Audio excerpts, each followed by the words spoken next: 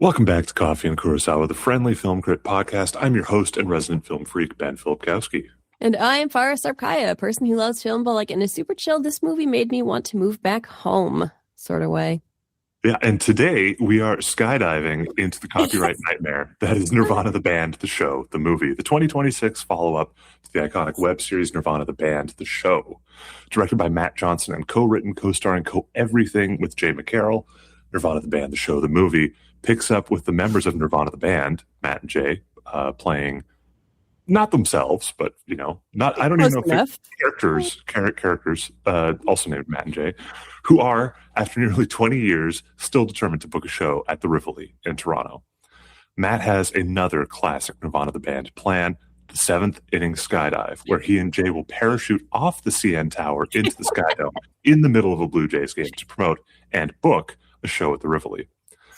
After somehow bypassing actual CN Tower security with a pair of clippers and obvious parachutes hidden under their jackets, Matt and Jay make their attempt too late, as the Skydome is closed by the time they land. Undeterred, Matt comes up with another plan to fake a Back to the Future time travel plot, while a frustrated Jay books a solo gig in the far-flung, distant city of Ottawa.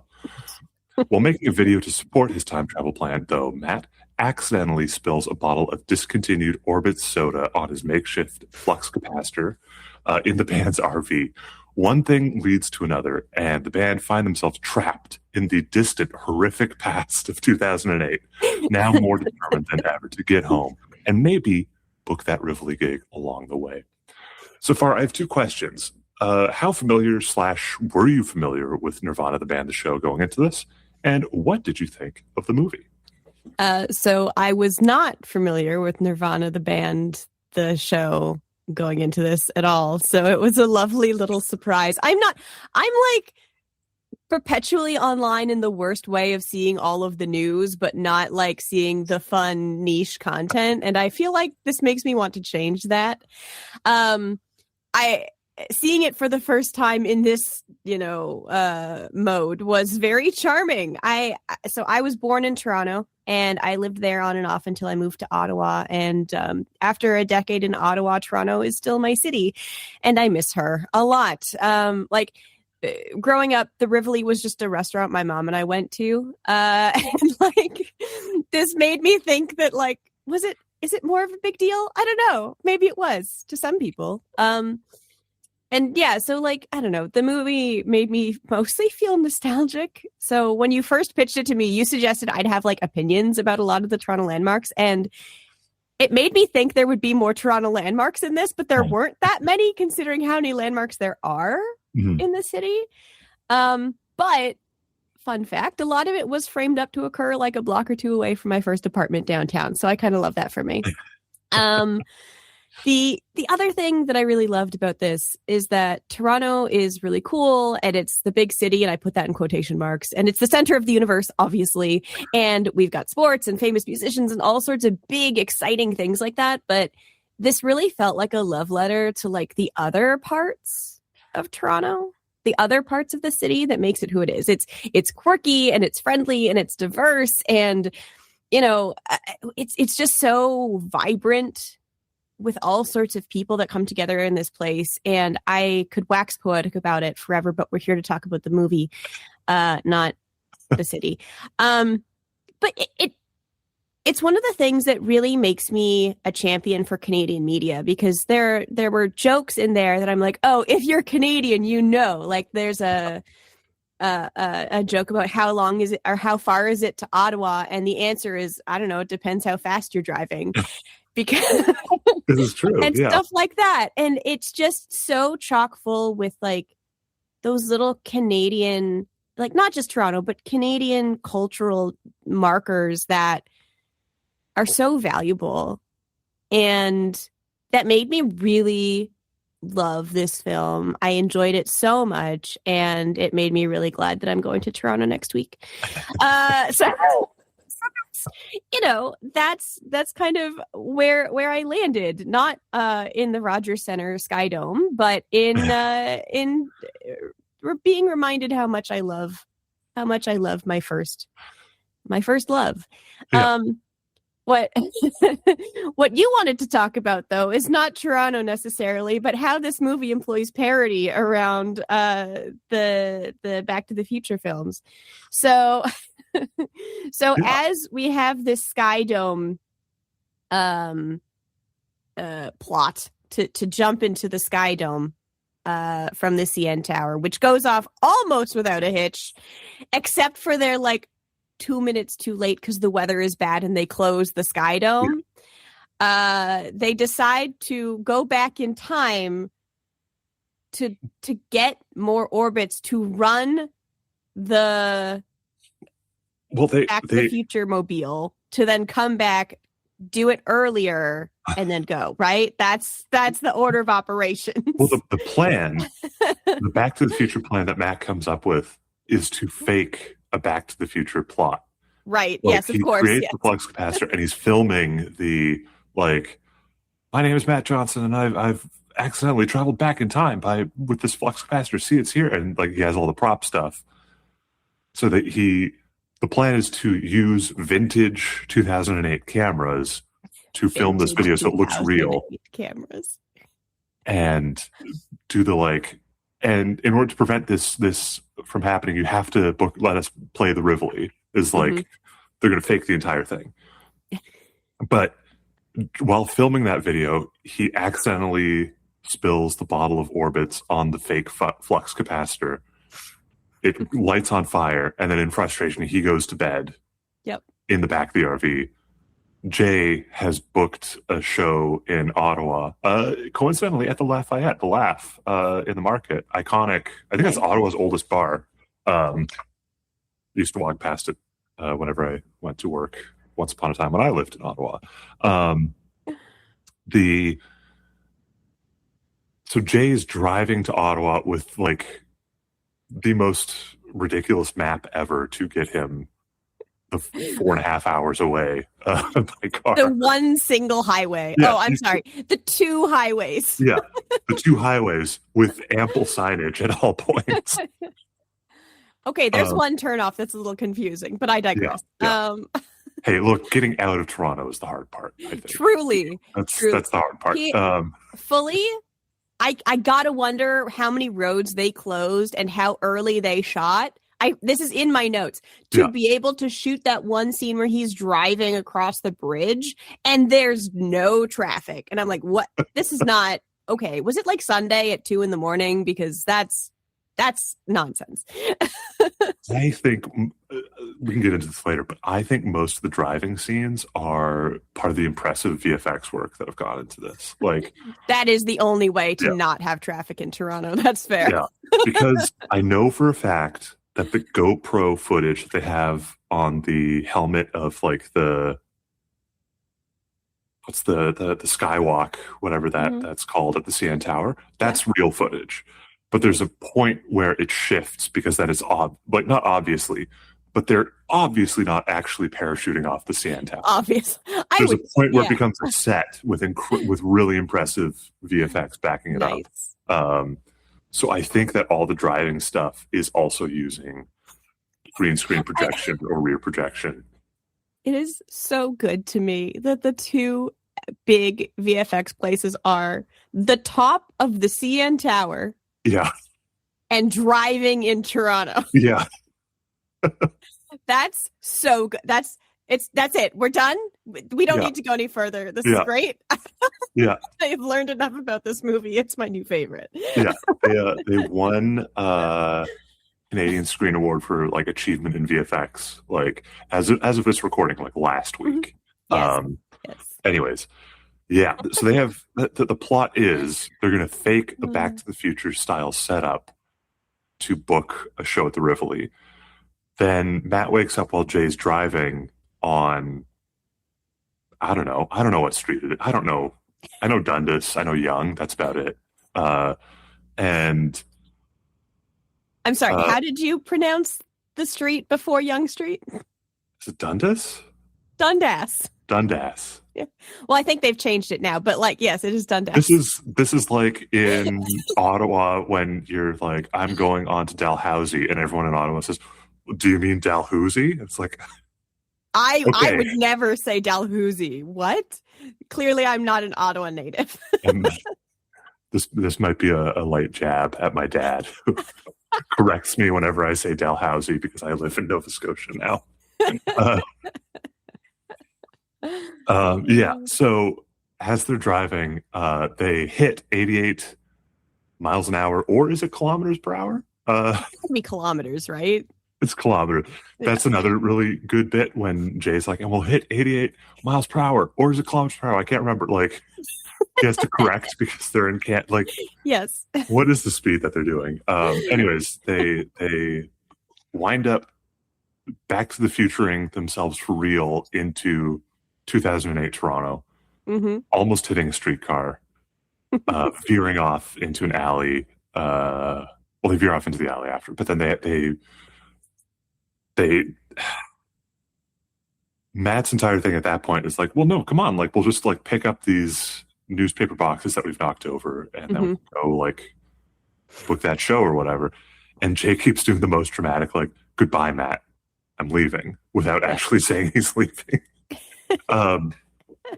So neither of them realize that they have time traveled. They go. Jay, as a distraction, is like, "Oh, let's go to this movie theater that is playing. What was it? I wrote it down. The Hangover. It's The Hangover, but it's a triple. It was The Hangover, Hellboy, and Hellboy 2, and Hancock. Hancock. All very 2008 movies. Oh yeah, they sure are. And Jay is like, I have to go to the bathroom, and then does another dramatic goodbye, Matt.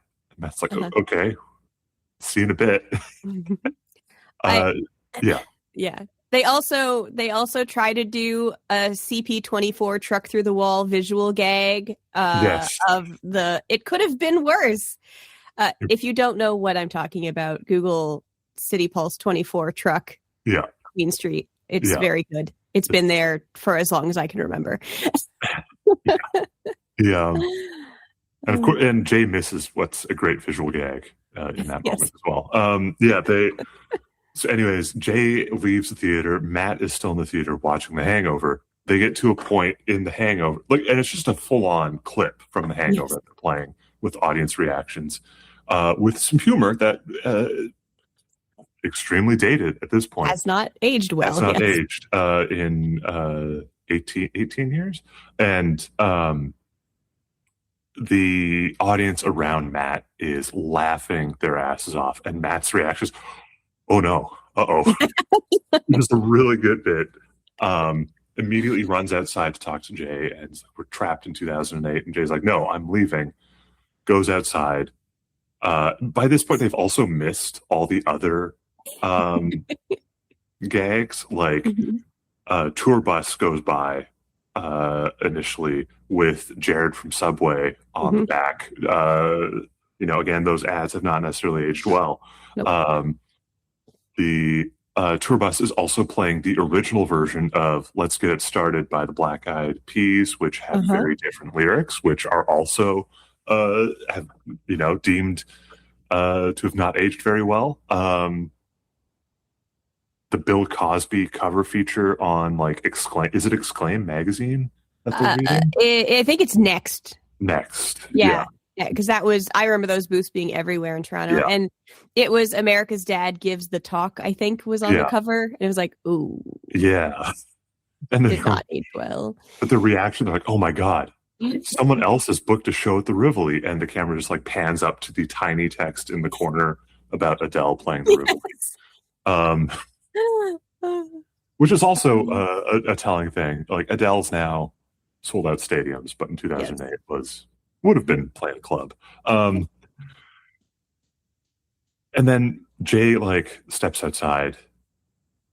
What does he sees a few things and realizes that it's 2008. So the CP24 truck is at Queen and University, and then suddenly they're in Yonge and Dundas, and there is a iPod commercial. Yeah. There is a GTA 4. Yes. That's not a 4 release. Yep. Mm-hmm. The Dark Knight. That's the other one. There's a huge poster for The Dark Knight. Mm-hmm. which came out on my birthday in 2008. Nice. And Jay's like, oh no, oh no. And then goes to talk to someone and says, what year is it? And the guy says, oh, it's 2008. And Jay's like, oh no. And then runs back in. And yeah, it just kind of goes from there. I love that Matt's pivot is immediately to like, how do we use this to book a show at the Rivoli? He has built in the whiteboard into the RV, which is that's classic. such a good gag. There's whiteboards everywhere, and I love this for them. And I love that his focus is still the Rivoli. It's not how can we be famous, how can we do this or that or whatever. It's how do we book a show? this bar in Toronto. Yeah, as bar restaurant in Toronto. Yeah. They start they're plotting and planning there. Jay is like, we haven't really talked about, Jay has been like so frustrated and fed up that he's like quitting the band, but has not revealed this yet. So he's trying to ditch the band and go solo. He's frustrated with Matt, but they decide like, well, we need to, how do we get back to the future? Nudge, nudge, wink, wink. How do we get back to the future?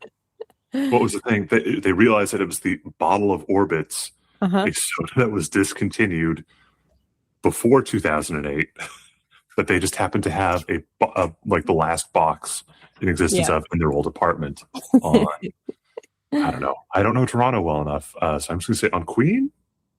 No, I don't think they're on Queen, but I think they are in the Kensington neighborhood, which is Queen and Spadina area, which is where my first apartment was. So.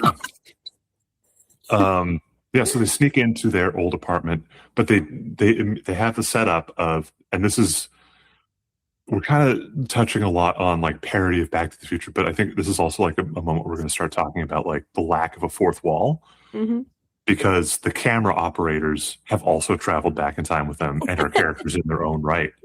Yes. And Matt says, and because you got those futuristic looking 2025 cameras, you guys can't come out with us. It's not like, so gonna look like you're in the Matrix. Yeah, you're gonna look like you're in the Matrix. You look like you're in the Matrix. So all of this 2008 footage, which would be very difficult to fake, will not be filmed. And then I think Luca on the camera is like, what if we just use the old cameras? It's like, oh, the old cameras? Yeah, that'll work. Go ahead, use that. So the aspect ratio shifts, the picture definition shifts, and it's like a ton of footage that they actually shot in 2008. That was so charming. Yeah, including this is where it starts getting like kind of impressive, like filmmaking side of things. But all of the like footage used of their younger selves, like the intro footage when they're like, oh, I think things are really looking up, smash cut to 17 years later.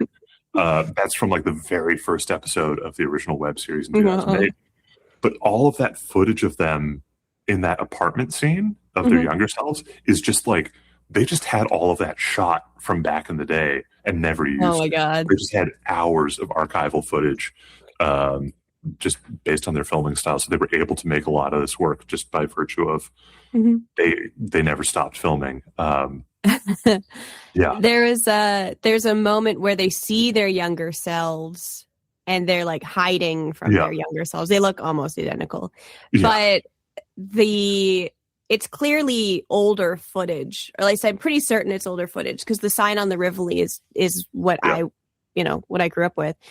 And I was sitting there saying to Brandon, like, the dress shop that I bought my wedding dress from was just like a random designer who had a shop on Queen West when it was still cool. Like, it's still cool, but like a different kind of cool.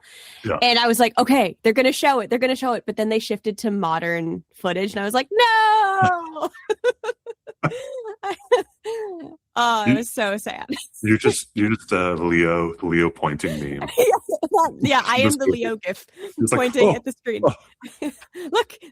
Yeah.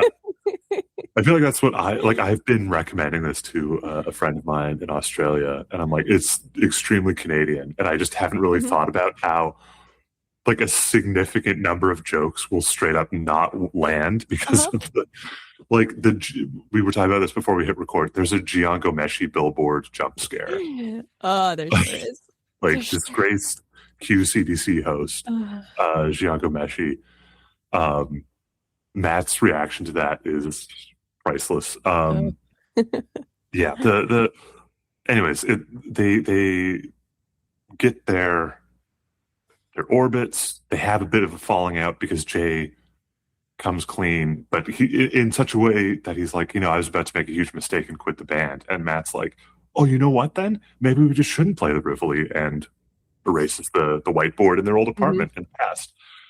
They travel back to the future. Hey, and he writes on it, don't play the Rivoli. That's very important. Yeah. They get back to the future, and I think this is where it gets like really goofy and into the parody elements of it all in a really fun way, because they've been playing a lot with copyrighted materials, with fair use of copyrighted materials up until this point. Like, kind of like, oh yeah, well, it's like, it's scene setting. It's crucial to the plot in that it tells us where we are and when we are. But they get back to the future. Matt realizes that Jay is nowhere to be found and goes to, how can I not remember the name of like the square in Toronto? You mean Yonge and Dundas? Yonge and Dundas. I just didn't want to say Dundas wrong, really.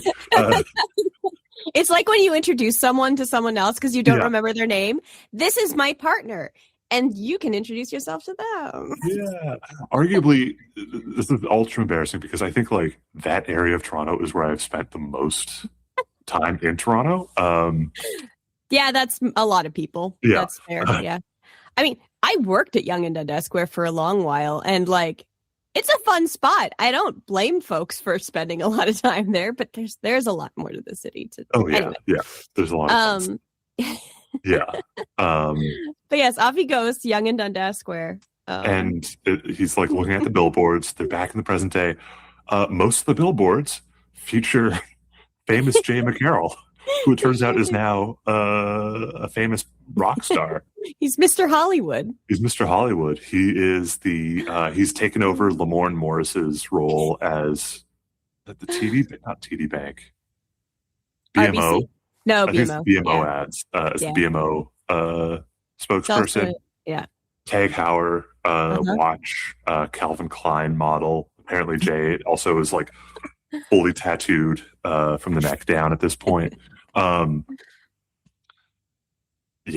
And Matt is just like shocked by this.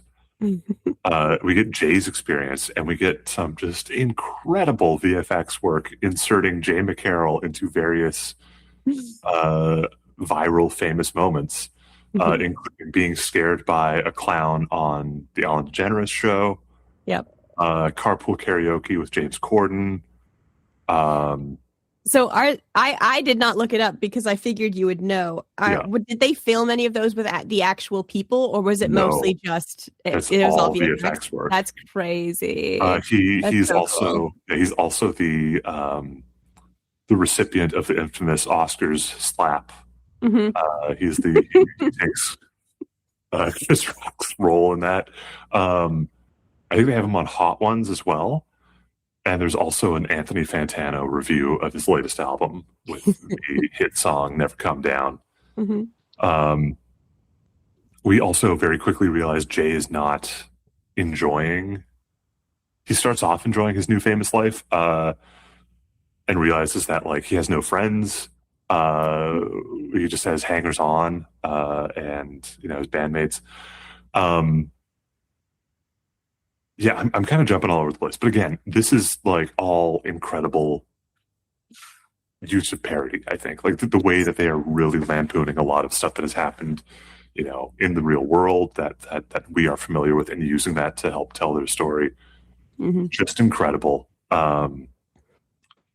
Matt discovers that he's in a Jay McCarroll cover band, which is hilarious.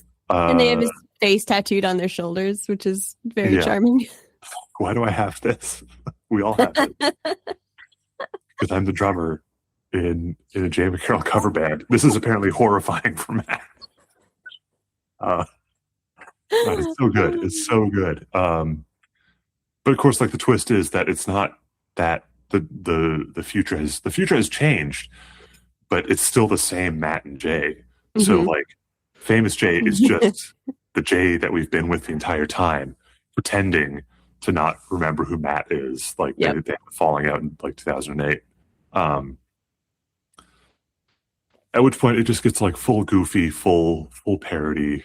I don't want to. I feel like I'm just reiterating the plot, so I'll try not to do that as much. But it's really incredible some of the stuff they do, and I want to highlight that the coverage when Jay is wanted for murder. Mhm. Spoilers. That's the thing that happens in this movie. That's footage of Drake's mansion from the shooting that happened there in 2024. The press conference that occurs out front is the actual press conference that was occurring. They just kind of judiciously cut around name mentions. That's wild. Aerial shots, they've just added the JM for Jay McCarroll in like, Mhm. they've done some VFX work to dress it up a little bit, but it's just Drake's mansion. Oh my goodness. And you can actually go and find the CP24 footage, like when they were on site there. The reporter is talking into the camera. Over the reporter's shoulder in the background, you can see Matt Johnson and Jared Robb, the cinematographer, with the camera capturing a lot of this footage and like discussing shots. So like, that's just Oh my that's goodness. just there. So and then of course they have like an actual CTV anchor, an actual CP24 anchor that kindly, very kindly participate in. They're like, yeah, Jay McCarroll, famous Toronto rock star, wanted for murder. Yeah, they do a lot based on like these guys have been working in Canadian TV and film for a while, and therefore have like a network of people that they know and friends. So like the concert that Jay plays is an Arkells concert that they just like had their cameras in, and because they were friends with the Arkells, like, can we just like do this for 5 minutes? Yeah, That's delightful. it's like it's parody in that it's like kind of taking a lot of what we know from the real world and just turning it on its head a little bit and mocking it a little bit, or just finding some comedy in it. Yeah, I mean, this is when I come back to very similar to like Hot Fuzz as a love letter to action movies. Yeah.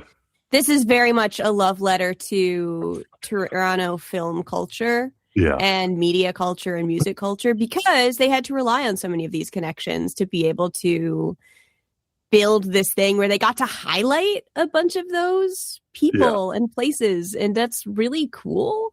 And I think that really, like, what is it? Mockery is the greatest form of flattery. I know it's supposed to be mimicry or whatever, but like, I don't know. This really is just the best example of Canadian self-deprecating humor I've seen in a long while, because it's not deprecating. It's just, we can poke fun at ourselves because we know that some of the stuff that we do is silly, and that's like, okay, we're human. And it really, really doubles down on like, aren't we goofy? And also, this is great. Yeah, it's so. I find it so refreshing watching this because it is undeniably Canadian, but it accomplishes that not by slathering everything in red and maple leaves and constantly talking like a hockey player. And there, nary an A was heard. Yeah, and there's like no one. I don't think you don't see a Tim Hortons in this.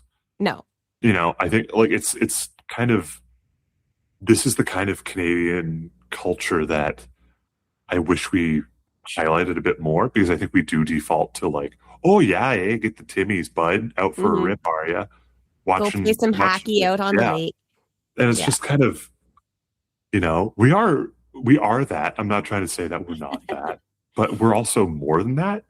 Yeah, I mean, it's funny you say that, because as a first gen Canadian, right? My mom was not born here. My dad was not made here. I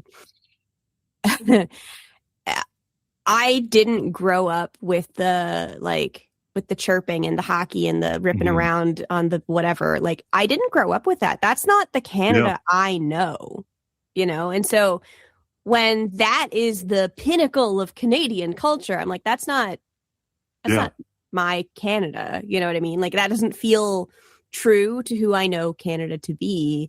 And then I see something like this, which is, like I said, kind of in the weeds of not the big identity superstars, whatever. It's the little bits and communities that all are around. And there's this one bit where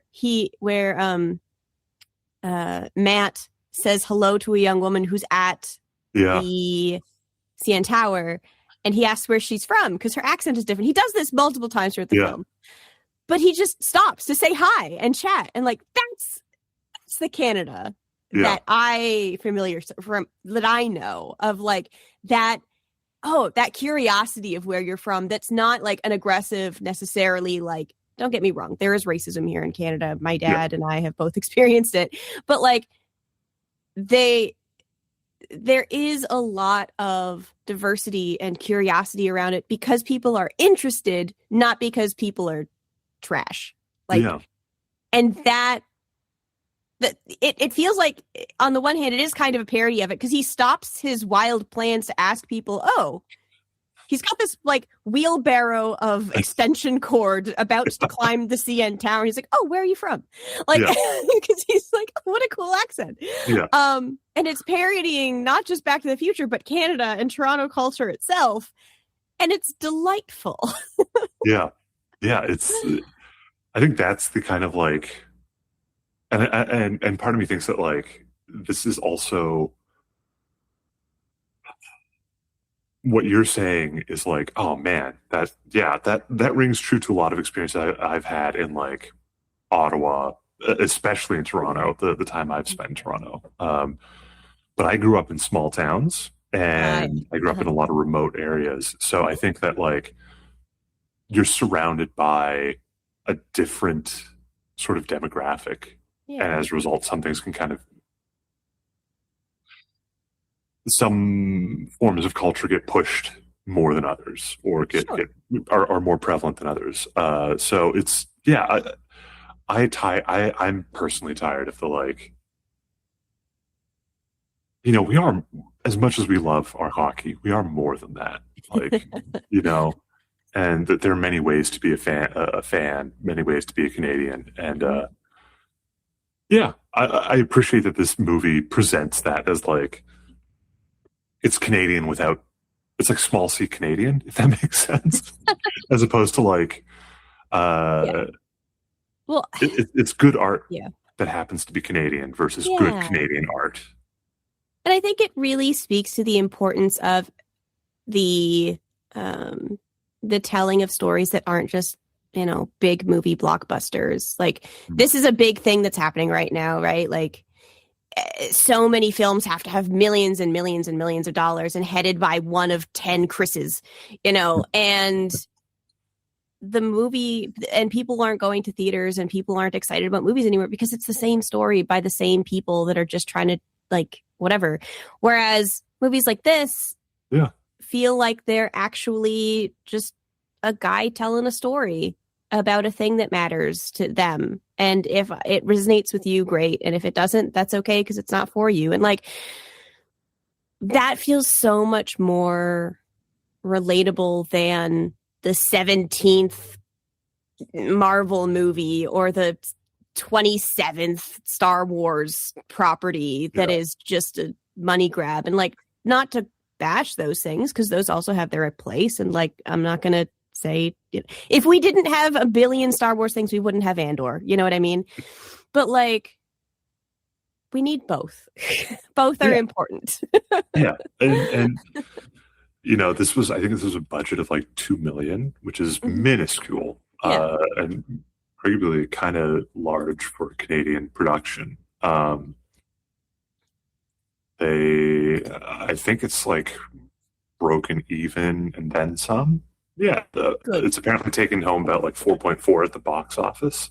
Heck yeah. But I think what's more telling is that like this has been blowing up at independent cinemas around the country. Like I think it's the Bytown cinema in Ottawa had this playing for like a month straight because it was just that popular. People really loved it. And like I heard about this through like word of mouth, and I'd been like loosely familiar with the show for a while and had seen some of the episodes, but wasn't like diehard.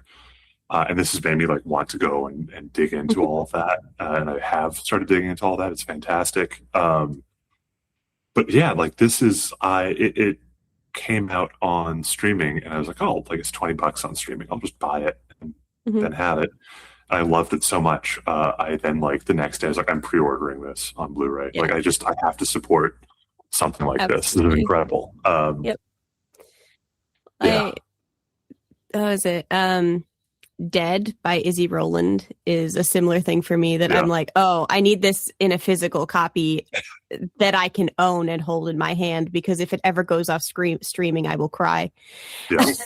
Persepolis too, which is of note because Marjane Satrapi just passed, and like I have that on Blu-ray, and because if I ever lost it on streaming, I would be crushed, because I love that movie, and it's a small story and it's a personal story. Yeah.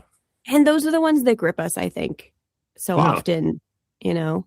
How did we get here from parody? I don't know. I know. I'm happy about it, though. The meandering road. And I think that kind of like brings me to like the next point, which is that this is just a really well-made movie. Yeah. For as much as like there are a lot of like guerrilla filmmaking elements to it, in that like they are literally interacting with people who have no clue that they're being filmed. Like there's the I think she's the woman from Brazil at the CN Tower that they meet twice, once in the in her past, once in the past and once in the present. Of course, it's just like the same day filming. Yes. But yeah, they have that. They I think the guy that they ask for the time at the Rivoli is just a random passerby. The guy at I think that's Home Hardware. No, it's the Canadian Tire at the Eaton Center. Okay, it's the Canadian Tire at the Eaton Center. Yeah, that makes sense. The guy at the Canadian Tire is just a full-on Canadian Tire employee. The libertarian employee of the Canadian Tire. He's like, listen, you can do whatever you want. You will die if you try to do this. Oh no. That's actual footage of them going through this CN Tower security. Oh my god. Again, and I talked about this, that's the actual like host supervisor of like the edge walk, the skywalk. I cannot remember what that thing's called. I think it's edge walk. But yeah, the edge walk is someone that they managed to convince to wear a GoPro. Then and then like the random people that they see when they're wiring up for the actual like we got to hit 88 kilometers per hour and get the lightning strike on the RV. Actual people, and the fact that all of that is just like real interaction. Our two leads they don't really break character. They manage to roll with it so much and so effectively. And the camera operators are just so intuitive with like how to frame things up and how to get these moments. So we capture these really incredible moments.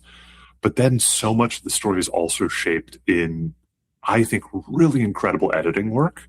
Like we have all these little bits and pieces and cuts that are timed so perfectly to make the jokes land that like if we're talking about a joke, it's just not funny.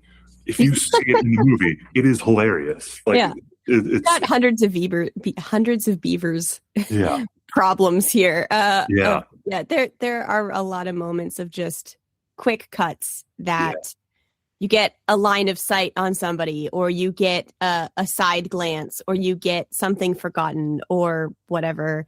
And my cat is trying to, I don't know whatever. It's fine. Everything's fine.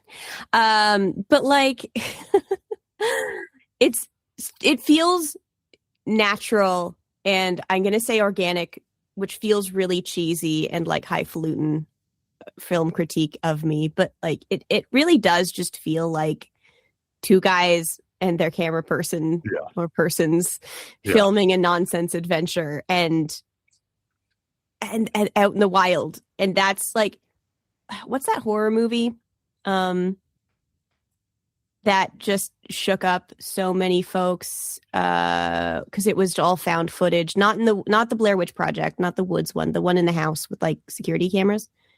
That's a good question. Brandon's going to be so annoyed with me because it's one of his favorites. There were like 7 sequels after that, though. Oh, was it like Paranormal Activity? Paranormal Activity. Yeah. Yes, that's the one. It feels like that, but parody, because it feels very natural and very real while still having very scripted segments and like very intentionally built storyline that doesn't feel intentional. Yes. Yeah. It's very deliberate, very measured and thoughtful. But I think there's also like an openness to hear them talk about the making of this. There was a lot of like, for as much as they plotted and scripted out a lot of stuff just to make sure it would get the lawyer's seal of approval.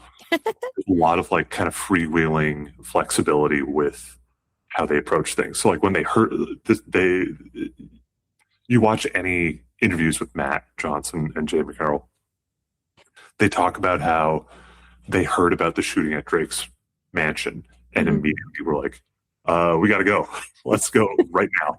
And drove over there. And because they knew so many people in the media, they were able to just kind of like hang out and make it work. Yeah. Apparently, no one batted an eye at Jay running away from the scene of the crime for like numerous takes, which is a little concerning.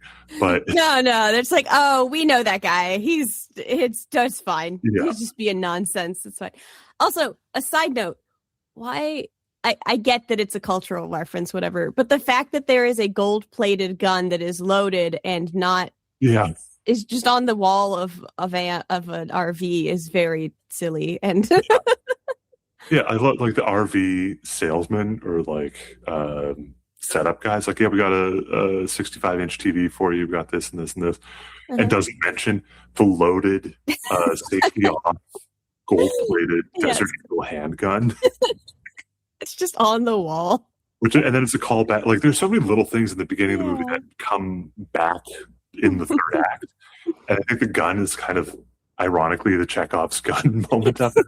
Yes. Where Matt is trying to cheer the rain-soaked Jay up at the beginning with like a little pellet gun. And then this is also like probably one of the prime black and white flashbacks. Jay then flashes back to this moment in black and white in like slightly slow-mo. And it's like, oh, I got Jay's favorite game here. And he's shooting with the pellet gun. When we saw it at the beginning of the movie, Jay's miserable. Yes. Jay's flashback, he's laughing and having a good time. Which is why he's like, no one told me we had a gun. And then immediately shoots someone in the head. It's beautiful. And it's one of those things that Back to the Future, the original film, it has been a long time since I watched the original film for Back to the Future. But I don't remember necessarily the same insight perspective, I don't know, onto how memory changes over time, because it does, right? Like the way I remember a scene from 20 years ago is probably very different from the way it actually happened.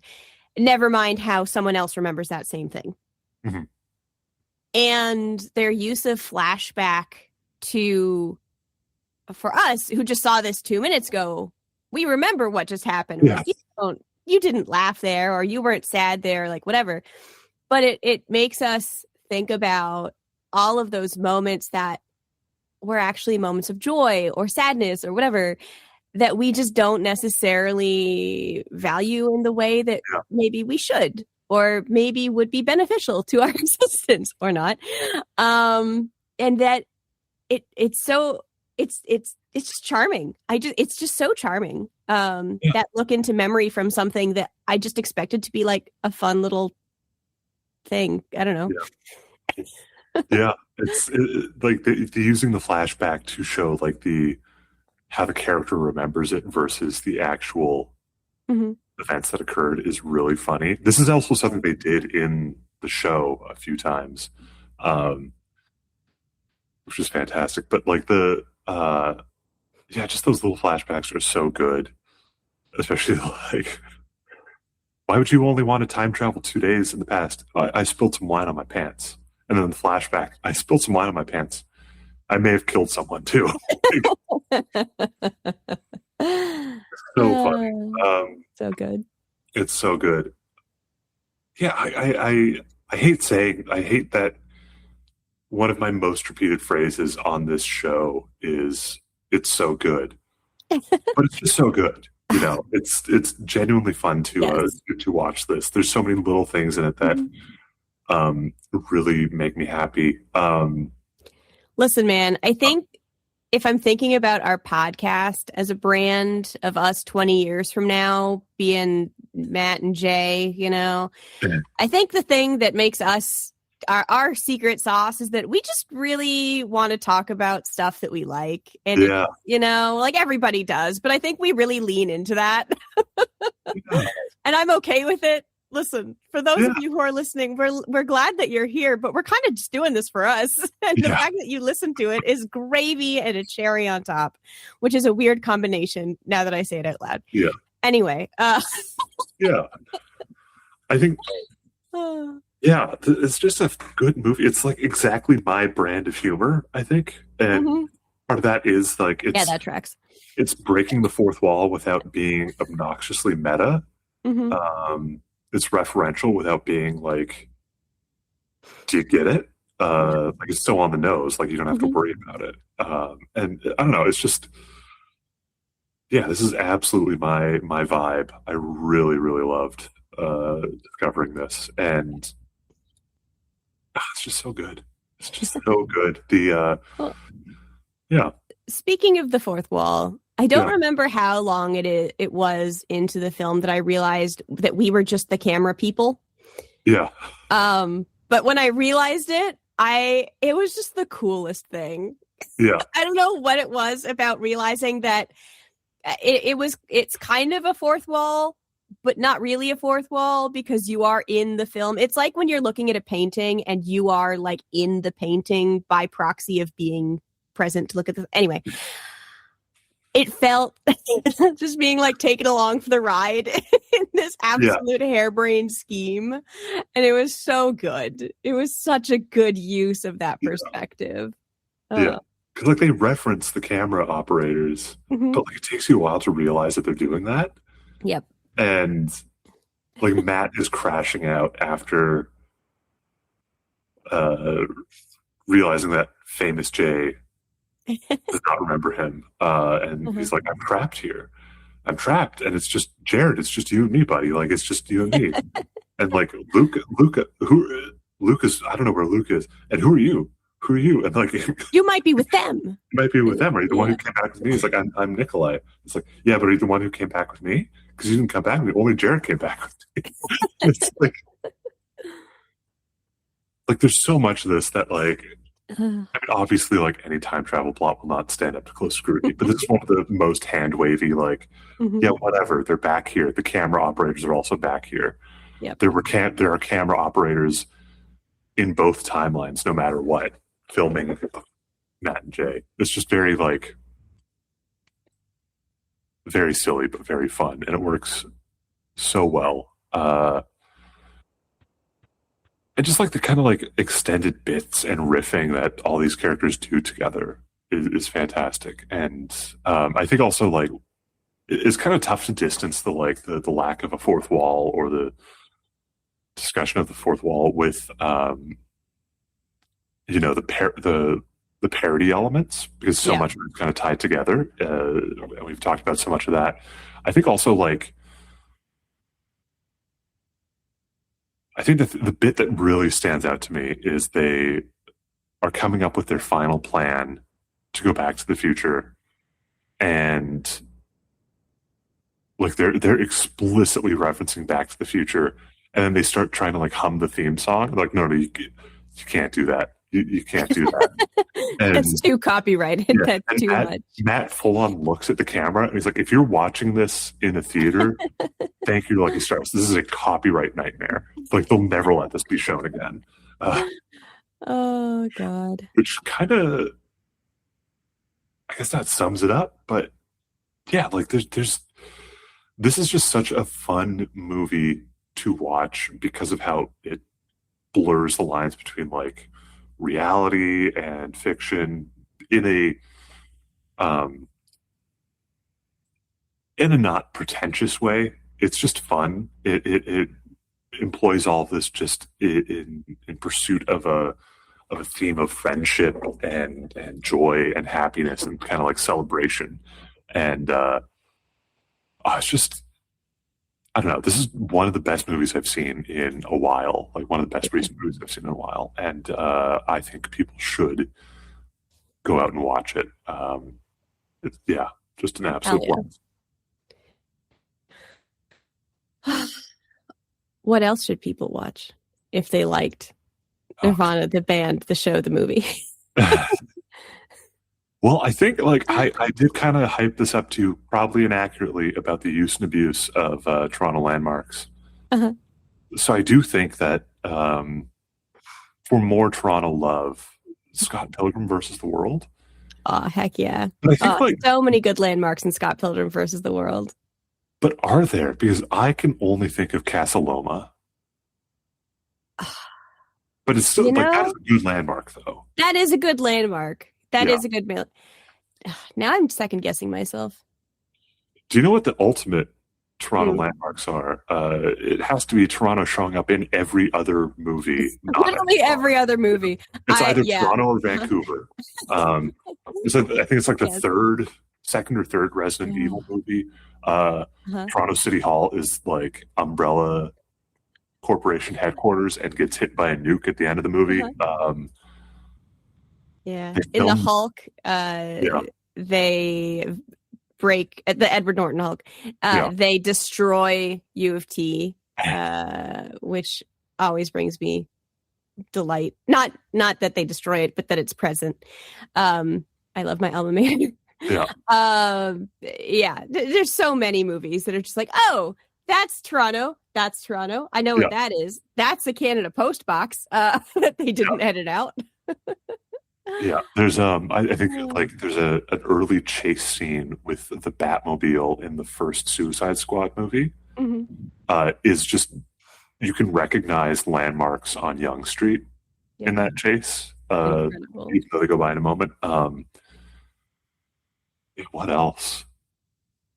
All of Orphan Black would also be a really good. Orphan Black is a good one. Yeah, they have the GO train. Orphan Black is full on set in Toronto. Like they reference like one of the characters is like a soccer mom, and another character derisively says, "Oh, she lives in Scarberia." For those who do not know, that is the the derisive name for Scarborough in Toronto, in the GTA. Sorry, go ahead. Much like New York City, where some people are like, oh, it's just Manhattan, it's New York City, or oh, it's just this one area of this part of the city. Toronto has similar people in Toronto often have similar feelings of what counts. Some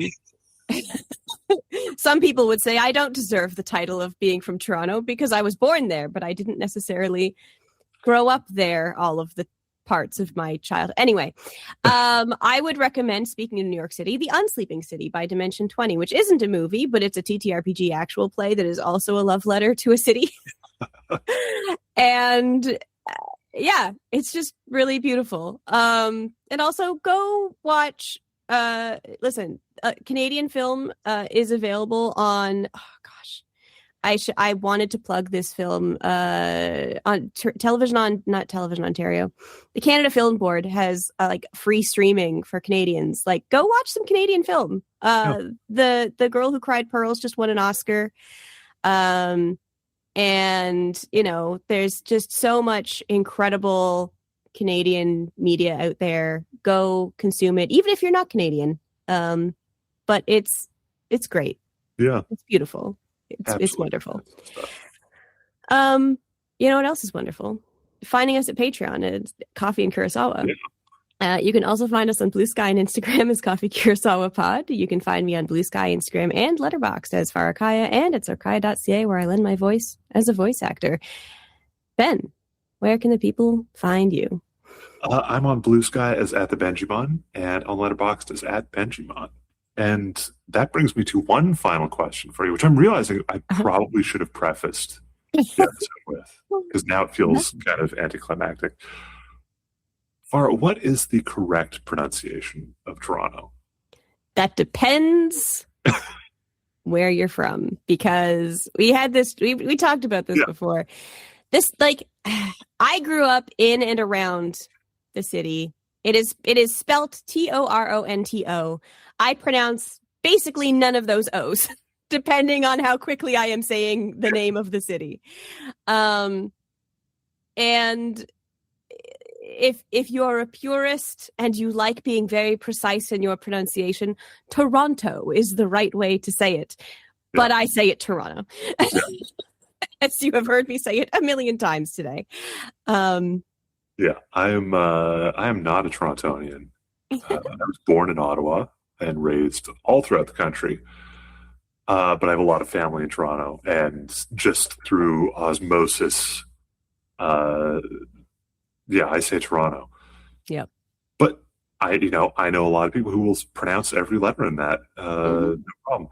And this kind of brings me to my point here is that a lot of people will be like, oh, you can tell who the real Canadians are by how they pronounce Toronto. I disagree because there's so much regional variation. I think the pronunciation of Newfoundland is a much better indication of how long someone has been in Canada. Yep. I agree. I also have a lot of thoughts around the usage of A as an insert, because it is also very regional.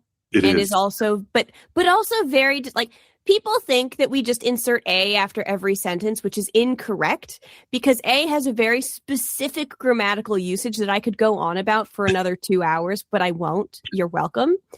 Maybe that'll be something for the Patreon. But yeah, no, I think Newfoundland, because Newfoundland is spelled Newfoundland. But if you're Canadian, I don't think I've ever heard a Canadian say Newfoundland. Yeah. I don't think I have, but I could be wrong. You can at me in the comments, I guess, about how you pronounce Newfoundland, and if I'm making stuff up.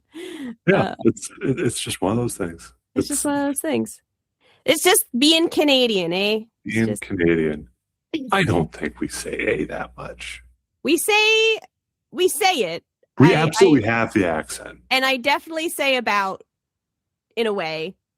Oh, yeah. It comes out very aggressively, particularly when I go back to the Niagara area and visit my family, which ironically also brings out my Italian accent. So I don't know where the Canadian fits into that particularly, but it's a thing. This is why I love Canada. We are a mosaic of absurdity. I think, God, I could talk about this for a while, but like the accent, obviously everyone has a different kind of accent, but I think that like no one actually says a boot, but they do say a boat. Yeah, like, it's not what people think it is. It's a little more rounded. A boot is what you put on your feet. Yeah. It's like an A. It's like a. I want to. It's got like an umlaut feel to it. Boat. Yeah. Yeah. Like you're trying to eat a really big apple while you're saying round and about. Yeah. I have now spent enough time in Nova Scotia that I catch some of that accent creeping into how I speak, which is fun. So I catch accents real hard. And so I've started to notice, like, I used to have a very neutral accent, but I catch myself having aggressive Canadian accents after hanging out with like really like rural Canada folk. But then I had a conversation recently with another voice actor who was like, who questioned my pronunciation of library, like where you get your books, right? Yeah. And they were like, no, it's pronounced library. And I'm like, well, I grew up saying library, and that was my British grandmother who spoke the Queen's English, so I don't know what to tell you. And so accents, and this is going on the Patreon, I don't care. Accents are a uniquely regional thing that we think of as, what is a Canadian accent? What is an American accent? What is a British accent? And you realize the more you dig into it and the more you talk to people, across said country. There is no such thing. And there's not. I don't care. There is a neutral, maybe, but that neutral even depends on where you are in the world, like, it's so silly. It's so Truly, silly. the British accent is the closest to a neutral accent for English. Which one? There's so many of them then. Anyways. I'm trying to think of a good line to close this with. And another harebrained scheme later. Yeah, another.